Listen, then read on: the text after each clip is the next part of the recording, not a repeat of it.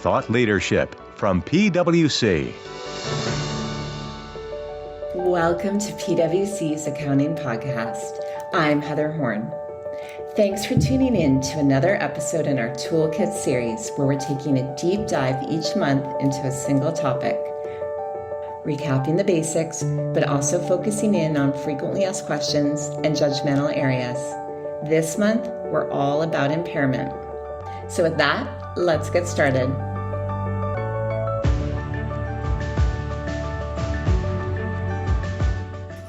So Bret, Shannon, thanks so much for joining me today to continue our conversation about impairment. And, one of the things that we've talked about in the series is this continuing high level of uncertainty about the future state of the economy, which has caused a lot of companies to think about whether the carrying value of their assets is appropriate. And so continuing our impairment series, we heard last week from Pat Durbin, who talked about the fact that basically financial instruments are sort of the first step when you're looking at impairment from a hierarchy point of view. So we thought, what better for our next episode than to talk about financial instruments.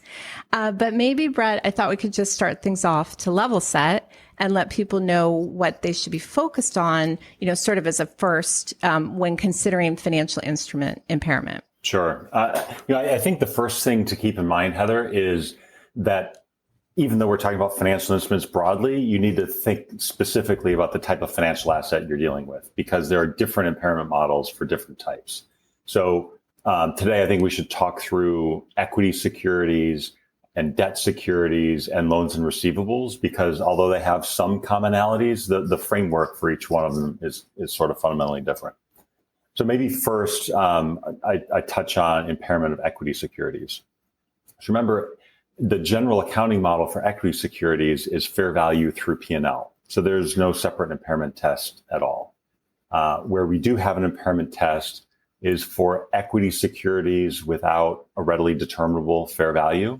So think of private company investments. We often see companies elect what we call the measurement alternative. And if this measurement alternative is elected, they're measured at cost, less impairment, and also adjusted for prices from observable transactions. So when we look at impairment for these measurement alternative assets, you need to think about what would trigger an impairment. And obviously, if you have an observed transaction in your security that is below your cost basis, whether you engage in that observed transaction or you see it in the market, that's going to be a basis for a write-down. But the impairment model doesn't just stop there. Impairment exists wherever there's, you start with a qualitative assessment about whether it's likely that fair value is below cost. And so that can happen even without an observable transaction. And in the current markets, with equity prices declining in general, we'll often see companies believe that there's this qualitative trigger.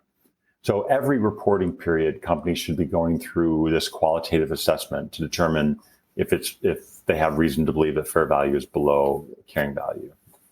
And if impairment does exist, the impairment loss is recognized directly in net income as a difference between estimated fair value and the carrying amount. So this is a one-step model now, right down to fair value.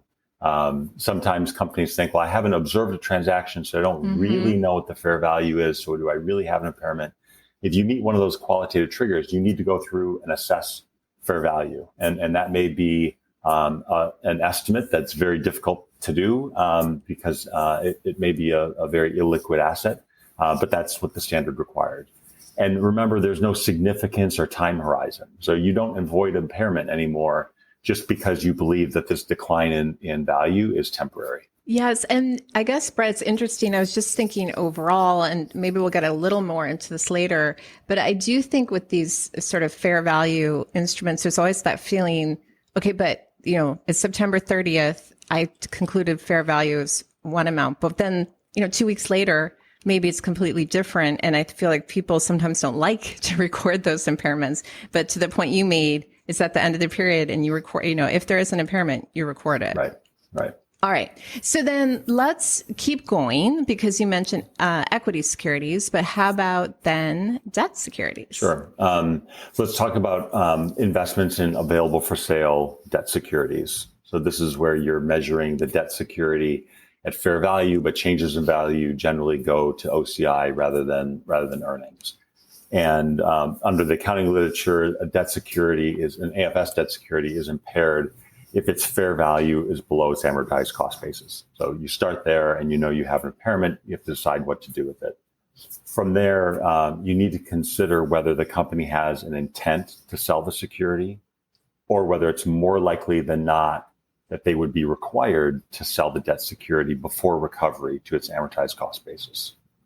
If either of those two things exist, then the security should be impaired to fair value. The concept is if you're going to dispose of the security, whether you have to or whether you choose to, you should record that impairment now. And in all other cases, a company should always be assessing whether there's a credit loss, an inability to pay. And if a credit loss exists, by measuring that credit loss by the present value of expected cash flows, that's going to be an instrument-specific analysis, but that credit analysis should be done separately. Sticking with these AFS securities, Shannon, I'm just curious. I know you're in the market and working with a lot of companies, and we've kind of framed this as a discussion of current market conditions. So what are you seeing in terms of the impacts on companies dealing with investments in AFS debt securities? Yeah, sure, Heather. So generally, unrealized losses in fixed income have been growing quite a bit compared to the beginning of the year. And part of that's due to rising interest rates and in some cases, widening credit spreads. Even though those unrealized losses have risen, generally, we haven't seen AFS credit allowances, increasing to a big degree. Many have a view that, the difference is not really due to credit and that the unrealized losses are more driven by rates. As Bret said, it's an instrument specific analysis. And, that doesn't mean that there aren't individual cases, of course, where where some of the loss is credit related. Of course, an allowance should be recorded in those cases, but we haven't seen, widespread, increases in allowances for AFS debt securities.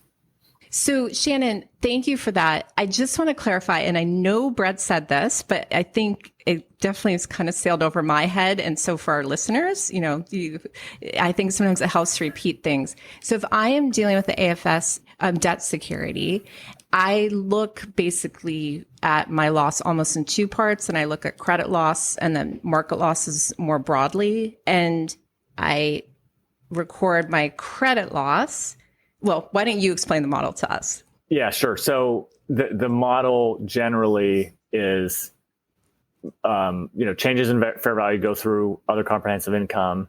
If the fair value is below the amortized cost, and it's more likely than not that the company is going to be required to sell the security, or the company intends to sell the security, then you impair it to its fair value. If that's not the case, as Bret mentioned, then it's an instrument-specific analysis where you would impair and recognize in earnings only the credit portion of the loss. All right. So then, Shannon, thanks for reminding us of the model. Like I said, I think the repeat is helpful. So let me go back then to your point of what you were talking about with the market. And I think what you're saying is that even if you see that the price of an AFS debt security has fallen, that actually doesn't mean there's anything sort of security specific, but it could just be because the broader rise in interest rates may be causing its price to fall. Yeah, that's right, Heather. And so the AFS impairment model is very borrower security specific. So even if, in addition to interest rates, even if it's market credit spreads have widened, it doesn't necessarily mean that an individual's security is impaired either. So a lot of companies have, filters to determine which securities to scrutinize.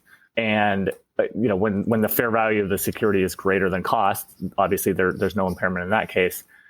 Prior to this year, a lot of fair values were fairly stable. Companies generally weren't meeting triggers very often because of, low interest rates and, some economic stability.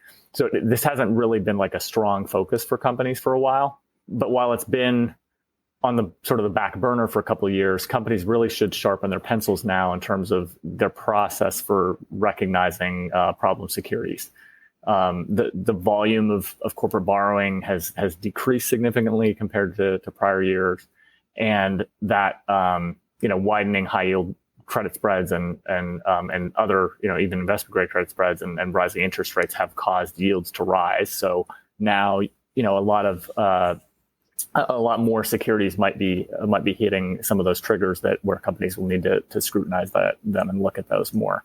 Also, you have some kind of specific things like companies in some industries, like insurance, have had more growth in the amounts of and complexity of their AFS investment portfolio as they've expanded relationships with other asset managers and invested in more. So that's led to a need to get more data and just have more robust capabilities to do credit surveillance on the portfolio and assess impairment. All right. So it definitely sounds like that companies need to make sure that they really do have the right controls in place, because I think, to your point, this isn't something I think we talked about briefly right when COVID started, but then, it's kind of been off the radar. So, which makes me feel a little better for getting confused about the model there. So with all of that said, Bret, if we think through the other main financial instruments where impairment accounting, comes into play, we obviously have the CECL model for amortized costs. And in particular, I know there's often questions about the purchased credit impaired assets. And that's been something even the FASB's been talking about. Right. And I'd say I don't think there's a completely separate impairment model for what we call PCD assets, purchase credit deteriorated assets. But there's certainly a different accounting treatment for them. And what you're hearing at the FASB right now is a discussion about expanding the scope of PCD accounting to all purchased loans more generally, not just loans purchased with credit deterioration. And so that's a topic that financial institutions in particular should be focused on, but maybe too complicated today. I would just let's stick with CECL, which is certainly complicated enough. Yes, I was definitely thinking that. And probably CECL is applicable to a broader swath of our audience, since I think in general, the purchased impaired loans would typically be more of a financial, institution issue. That's right. Not to say it's not important. But that said, Shannon, what are some of the highlights or reminders you would give for companies thinking about the CECL model, whether you're just dealing with, you're a consumer company with AR or, a financial institution with a lot of assets being measured using this model? Yeah, sure. And I would agree that PCD is probably a totally separate discussion, and you probably have a whole another podcast, but I wouldn't volunteer for that one. So we'll get Bret back for that. Yeah. So CECL, CECL is the impairment model for, financial assets that are held at amortized cost. And the goal there is to recognize credit losses that are expected over the life of the asset. There's no triggers for recognizing impairment. It's basically just, it's a valuation account for the amount that you expect not to collect. And so then when you net that against the amortized cost basis, the idea is you then get the amount that's expected to be collected for that financial asset. And that, in terms of like the scope, it's assets that are measured at amortized cost, and then also some off-balance sheet credit exposures. So for example, you have things that are obvious, like loans and finance receivables, held to maturity debt securities, or even trade receivables, for non-financial companies, net investment in a lease as a lessor, as well as things like loan commitments or guarantees that are sort of more off your balance sheet. And then other things that are, more industry specific, like a reinsurance receivable. And there's a few things that are pretty key to remember about how to determine expected credit losses. So under CECL, you're supposed to pool the assets like when similar risk characteristics exist. So look at things on a collective basis.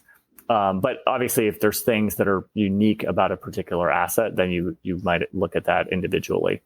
And you're supposed to think about relevant internal and external information, like the company's own historical experience, current conditions, and then also reasonable and supportable forecasts. So that reasonable supportable forecast creates some complexity, because now we're trying to actually forecast out how, conditions might impact expected losses. And then, when the life of an asset actually extends into a period beyond which it's possible to come up with a reasonable and supportable forecast, you're then supposed to revert to historical, loss information that's not adjusted. All right. And I know, so thanks for that, Shannon. And I remember from our podcast that we did when CECL was first adopted, that because it's based on the life of an asset, that actually may make it harder to estimate loss now. I know a lot of times people say they can't even estimate at the beginning, but now, especially if you're partway through and changing market conditions, that's definitely a lot to think about. And so, Bret, can you just kind of walk us through how you would think about that when you kind of look at the time horizons associated with CECL? Sure. I think sometimes this does make it complicated. In other cases, it's not that big of a consideration. If you're a company dealing with relatively short-term receivables, thinking about the life of the asset over, 30, 90 days, not that relatively long. Simple. Yeah. But think of it when you're dealing with like a 30-year mortgage, that becomes much more complicated. So, the life of the asset considers a few things. It starts with the contractual term of the loan. And then you also factor in expected prepayments.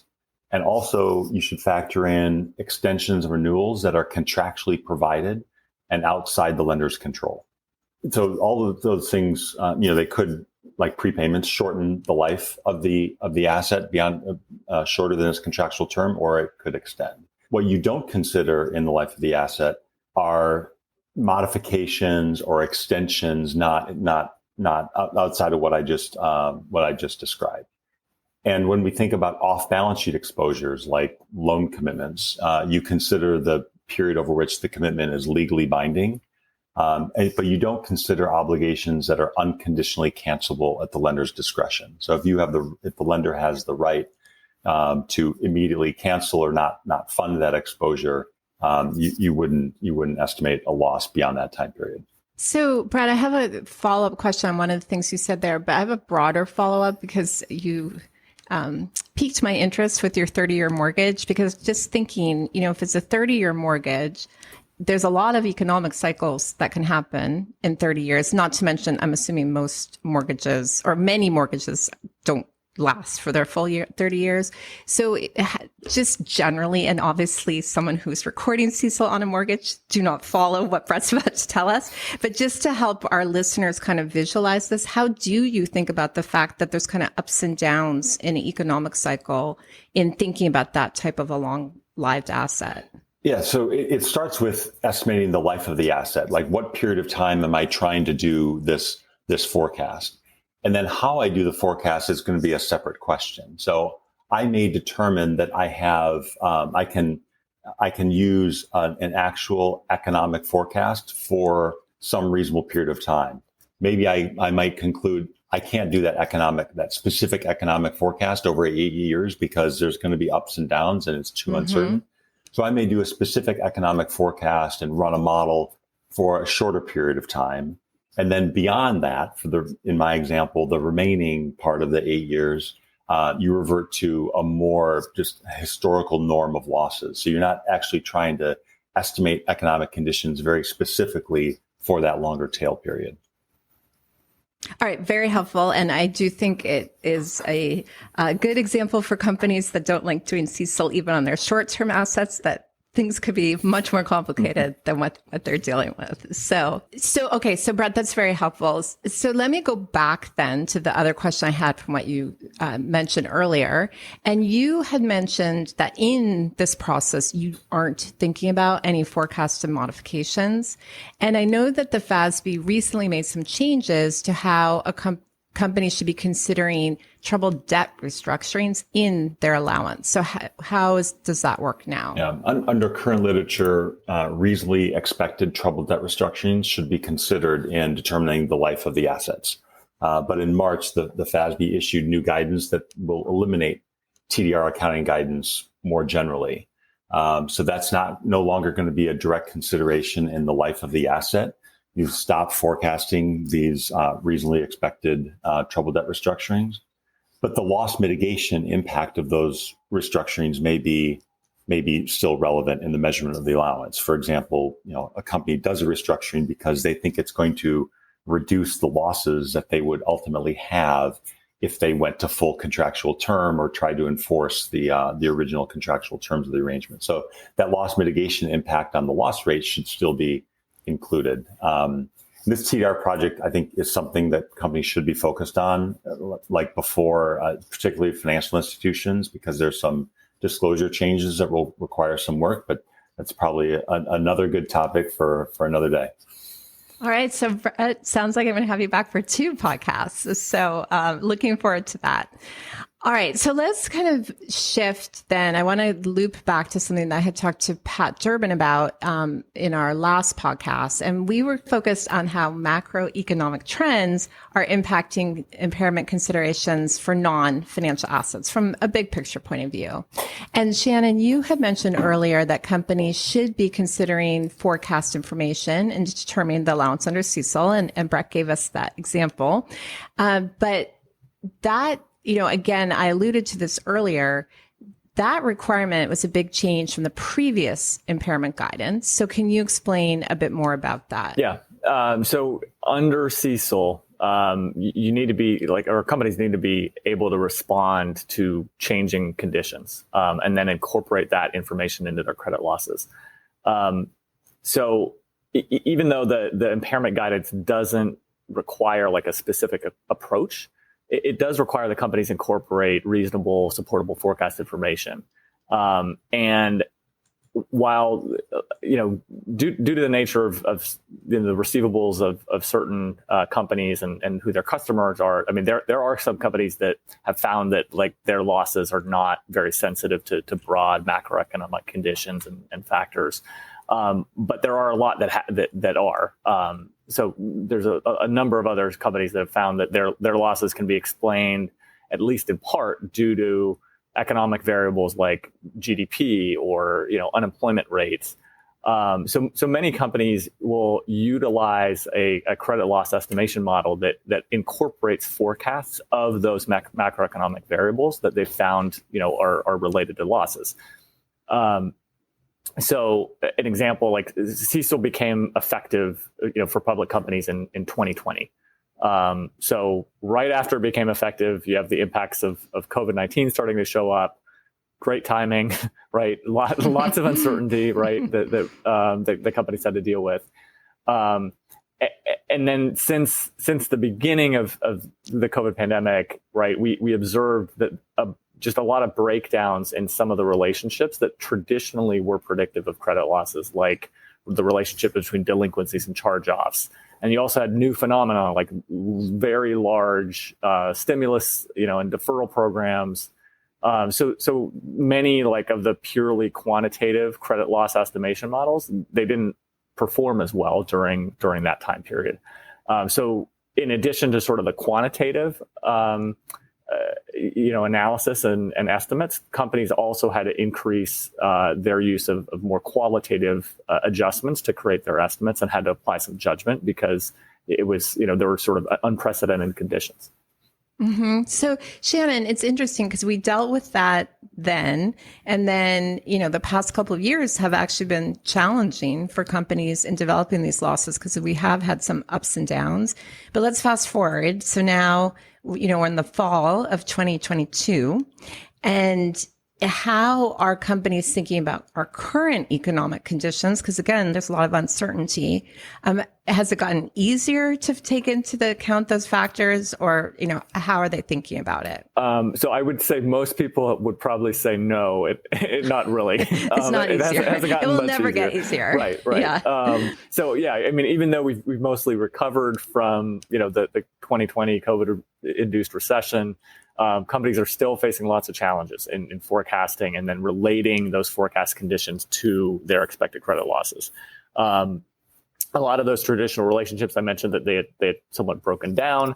Maybe now, I wouldn't say they've broken down, but they've changed. And so right now, for example, you've got relatively low unemployment, right? The rate was 3.7% in August, up very slightly from a very low rate in July.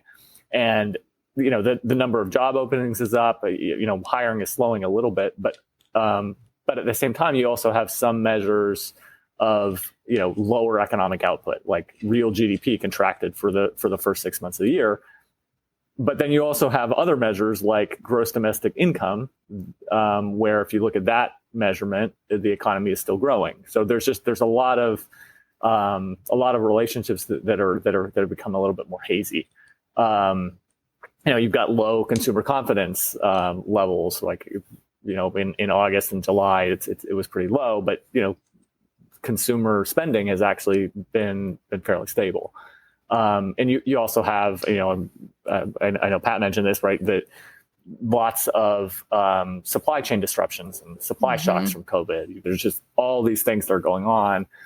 Inflation, right, especially for food and energy, that's putting pressure on consumers. And we have, very large increases in interest rates as the Fed looks to fight inflation.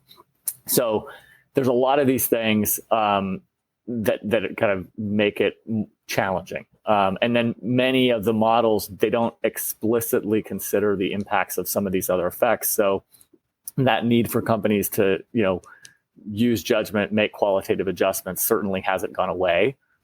It's become more focused in some cases, like on particular industries or products. But there's still a need to do that, and that's also, of course, led to more companies having more robust oversight and increased scrutiny over the output of their models.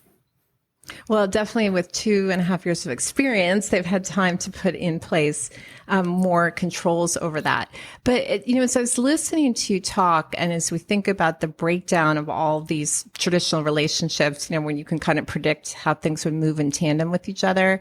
And then now we have some conflicting data, different things happening in the global economy.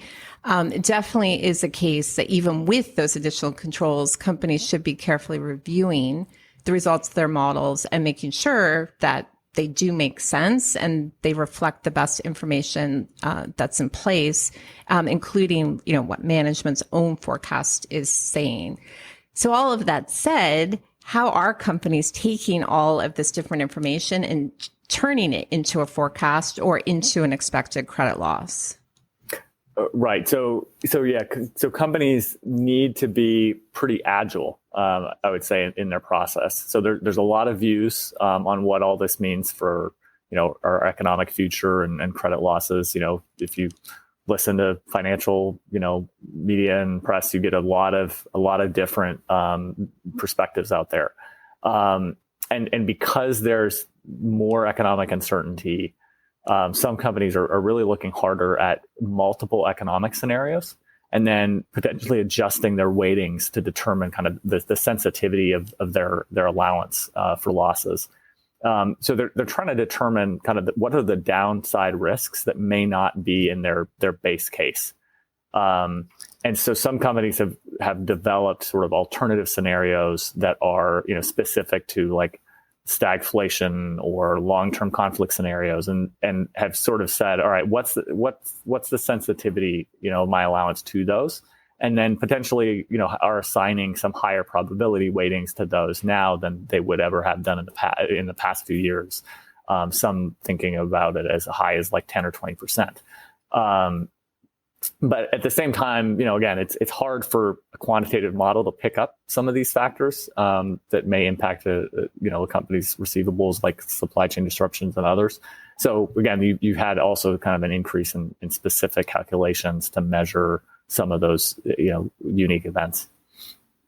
All right, that's helpful. And so, Bret, maybe looping back in, I know that obviously there's, from what you and Shannon both said, there's a lot of judgment involved. And anytime there's judgment, I think that leads to a lot more questions, even in your own company's, control process and review cycle. And then especially then, you layer on auditors. Some companies have regulators. Like lots of people are going to be asking questions of the people putting together those initial calculations. So how do you see companies kind of respond to dealing with different types of risks in the estimation process? Yeah, I think there's a couple of things to think about there.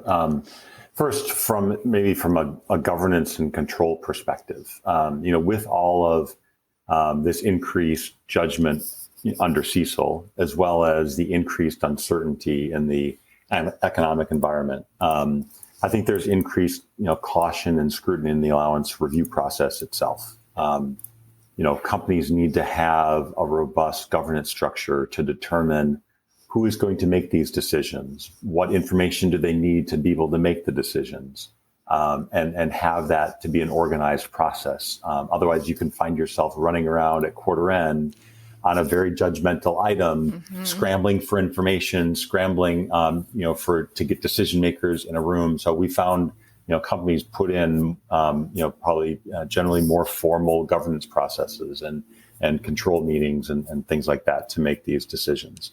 And the second thing to mention, as Shannon mentioned, the need for qualitative judgments has come down a little bit since the COVID-19 pandemic has subsided.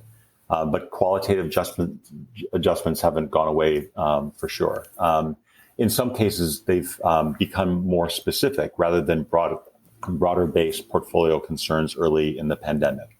You have a specific geographical concern. You have a specific industry concern rather than concerns just generally about your loss estimation models. Companies have found that they've used enhanced documentation to support material specific qualitative adjustments. So, for subsegments of the portfolio, and also documenting and thinking through why that adjustment for that subsegment isn't relevant for other subsegments too. Thinking why it's specific. And then I think there's been a lot of work done to develop stronger governance around the qualitative adjustments in general, to make as direct of a link as they can to perceived model shortcomings. Companies, I think, are increasingly not thinking about these qualitative adjustments as very broad qualitative adjustments if they don't have to, but thinking about them about what specifically is my model not picking up that I think exists in the economic environment that I need to adjust it for. A good example is our current inflation rates. Your loss estimation data in the past may not have ever contemplated inflation rates in the U.S. like we're seeing now. So how can I think about specifically that shortcoming and what qualitative adjustments might I be able to make for that specific shortcoming, rather than just broadly saying, I think my loss estimation models and generally are falling short. All right. Well, definitely good reminders there. And I think in particular, the reminders about documentation and oversight probably apply to everything in our conversation, not just the CECL estimates, and probably actually to everything pretty much we talk about on this podcast more broadly. But with all that said, Shannon, we keep alluding to different, macroeconomic impacts. But I know that your team actually spends time analyzing the impacts of those changes or of those impacts on the allowance for credit losses for many banks. So obviously big picture and not dealing with any specifics, but what types of trends are you seeing that might be helpful for our listeners just to think about in dealing with their own reserves? Yeah. So relative to the beginning of the year, we've certainly seen some increases to the level of reserves. I mean, again, it's not universal, as there's a lot of mixed views out there, as we've talked about. And there's been, of course, more volatility in the allowance at banks since the adoption of CECL. So most, public companies adopted in Q1 of 2020. So with the forecast economic conditions as they were back then, many companies recognized an increase in their reserves, and then, they've trended down since then over the course of 2020 through 2021. Due to recovering economic conditions, government stimulus, other economic factors, right? But now compared to the end of 2021, reserves have generally either have flat or they've begun to increase in the first half of 2022, just due to the economic uncertainty, the increasing likelihood of a recession and slowdown. But as I mentioned, market sentiment is mixed. So there's not, it's not a universal thing that we're seeing across all financial institutions. All right. But then given what we were talking about earlier in terms of sort of the data that's maybe moving in untraditional directions from what we see in terms of relationships, do you think we are going to see things just continue to be volatile or even potentially to get more volatile? Yeah, I think it's likely that there's going to be more kind of volatility and also just dispersion in terms of what people are thinking, and because there's so many different views. You have different views about likelihood of a soft economic landing, and you also have just a lot of data. So like if you think about consumer credit, for example, like credit card balances increased by $46 billion in Q2 of 2022 over the past year. Over the past year, it's increased like by around $100 billion, the 13% increase, which is the largest increase in 20 years. And delinquency transition rates, for credit cards and auto loans is also increasing, especially for lower income borrowers. And you've also seen like an increase in delinquencies and like subprime auto lending. So there's those things that are happening. You also have like inflation that's been affecting consumers, and car repossessions have been up. But at the same time, some of those factors could help, right? Obviously, anyone who's tried to buy a car in the past year or so knows that used car prices as well as new are they're high, right? So that being said, though, like except for some specific segments like subprime, like credit quality has been generally stable, relatively stable, even in the face of inflation. And while inflation has started to slow down a little bit, it's still pretty high. And the Fed has emphasized that they're focusing on reducing inflation. They're continuing to raise interest rates to try to slow the economy, reduce demand. And you also have other central banks globally that are also raising interest rates to try to reduce inflation. So there's, with all that backdrop, you've got a decline in consumer confidence. Although there have been some improvements, from some lows earlier in the summer. And the savings rate of consumers has dropped quite a bit, likely due again to inflation. But at the same time, consumer balances or consumer balance sheets on the whole are reasonably strong. So you've got some people that with that backdrop, with all those factors, believe that those conditions, economic conditions, are going to deteriorate, and have therefore kind of changed their credit outlook. They've increased their reserves. Whereas others have kind of look at some of the positives, right, that I mentioned, and haven't done the same thing. They feel that the reserves that they have are adequate and that they don't need to significantly increase them. All right. Well, I think that's a good reminder. I'm going to put another pitch in for good documentation, because particularly when there's obviously so many different points of view, I think making sure it's particularly important to make sure that your company's point of view is documented clearly at the time you made those judgments. So, you're not trying to figure out later why you did what you did. So Shannon, Bret, very, very helpful. Definitely a lot to think about in this area. I know you both spend a lot of time talking to clients about financial instruments and financial instrument impairment. Any sort of last words of wisdom in terms of recommendations you'd give? And Bret, I'll ask you that question. I guess I would just go back to where we started this conversation and remember that different types of financial assets have different impairment frameworks. And so they're going to be impacted differently by what we're seeing in the macroeconomic environment and geopolitical events. For equity investments under the measurement alternative, make sure you're looking for those qualitative impairment triggers and coming up with your best estimates of fair value if you hit a trigger.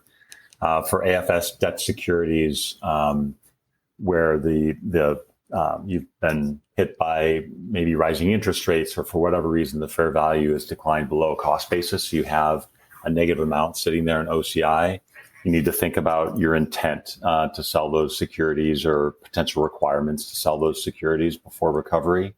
And in all cases, be looking at credit losses. And then for other assets evaluated under CECL, make sure you've got the right governance structure to think about making revisions to your economic outlook, whether that's through forecast adjustments, probability weighting if you use multiple different macroeconomic scenarios, or these qualitative adjustments. And then, you brought it back to documentation and controls. Those are always important, especially when you're dealing with significant judgments like this.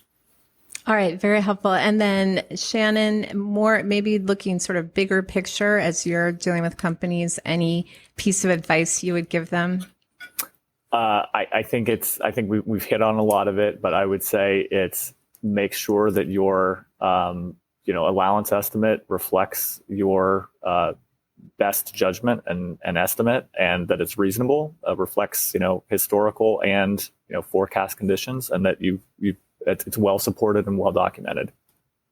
All right. Very good way to summarize that. So, Shannon, this is your first time with this, but now we're to my favorite part of the podcast. Promise I have some good questions for you guys today for me to try to stump you. But I think these are some good ones that you're going to like. So let me get my list. All right. I have 2 questions for you and a couple hints too. So first question. Just as a reminder, and I know you two know this, but just a reminder for our listeners that right at the time of COVID, there was in the CARES Act the ability for SEC financial institutions with less than $50 billion in assets to delay implementation of CECL. So they would have had to adopt CECL, or if they would have anyway, they did have an opportunity to delay because of the CARES Act and the subsequent Consolidated Appropriations Act. So my question for Shannon and Bret is what % actually took that delay? And if you need a hint, I have a few data percentages I can give you to pick from. I think we'll take the hint, and I'm going to make Shannon guess, and then I'm going to go lower. Okay, perfect. All right, so here's the hint. I thought you may want it. 5%, 25%, 40%, or 65%? I'm going to go 5% so that Bret can't go lower. Very good guess. You got it. So you want to go with 5? I want to go 5 too. All right. So I was hoping you were going to go higher, the next higher, because actually 25%. And so it says, well, calendar year end SEC filers that are not smaller reporting companies or emerging growth companies were set to implement the standard at the beginning of 2020. As I said earlier, there was a delay. And of publicly traded institutions that were, would have been otherwise required, we did see about 25% elect to take the delay. So I think higher actually than I expected as well. I would have gone with 5 too. So, all right. So the second one, and I will just give the hint for this one. In the year that CECL was issued by the FASB, where were the Olympics held? And my hint here is it's not the year it was effective. It was the year it was issued. So I'll just give you that. That was 2016. So it was effective in 2020, issued in 2016. Any guesses where the Summer Olympics were? It's a test of your memories. I think it was Brazil. It was in Brazil. Any cities, or should we just go with Brazil for the win? Rio. Yes, very good. So that was actually the first time the Olympics were held in South America. So good job, guys. And as always, thanks so much for joining me. I really appreciate all your insight. That's our show for today. Tune in next Tuesday for the continuation of our impairment toolkit for the month of September. And we're back on Thursday with more ESG information. So that you never miss any of our audio content, follow the PwC Accounting Podcast wherever you listen to your podcasts. And to stay up to date on all the latest accounting and reporting news, sign up for our newsletter at viewpoint.pwc.com. From Thought Leadership at PwC, I'm Heather Horn. Thanks for tuning in. This podcast is brought to you by PwC, all rights reserved. PwC refers to the U.S. member firm or one of its subsidiaries or affiliates, and they sometimes refer to the PwC network.